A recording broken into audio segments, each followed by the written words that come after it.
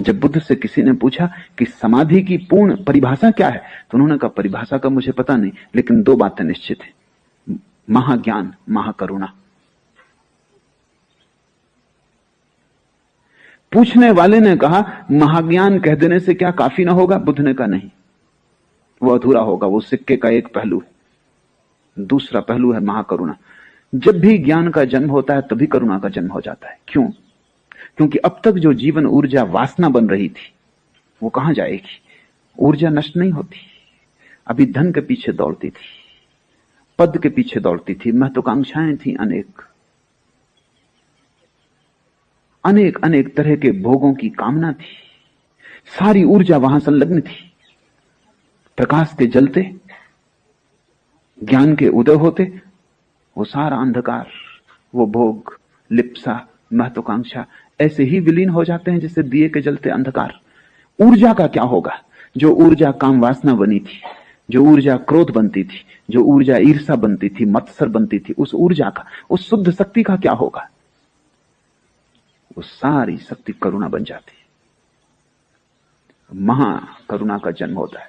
और वो करुणा तुम्हारी काम वासना से ज्यादा अदम्य होती, क्योंकि तुम्हारी काम वासना और बहुत सी वासनाओं के साथ है। महत्वाकांक्षा है, धन भी पाना है। तुम काम वासना को स्थगित भी कर देते हो कि ठहर जाओ 10 वर्ष, धन कमा लोगे, ठीक से फिर शादी करेंगे। धन की वासना भी अकेली नहीं है, पद की वासना भी है। तुम पद पाने के लिए धन का भी त्याग कर देते हो, चुनाव में लगा देते हो सब धन कि किसी तरह मंत्री हो जाओ। लेकिन मंत्री की कामना भी पूरी कामना नहीं है। मंत्री हो के फिर तुम स्त्रियों के पीछे भागने लगते हो। मंत्री पद भी दांव पे लग जाता है। तुम्हारी सभी कामनाएं अधूरी अधूरी हैं, 1000 कामनाएं हैं और सभी में ऊर्जा बटी है।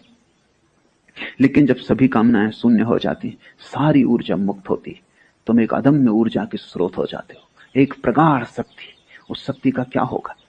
जब भी आनंद का जन्म होता है, समाधि का जन्म होता है, सत्य का आकाश मिलता है, तब तुम तत्क्षण पाते हो कि वे जो पीछे रह गए उन्हें भी इसी खुले आकाश में ले आना है। तब तुम्हारा सारा जीवन,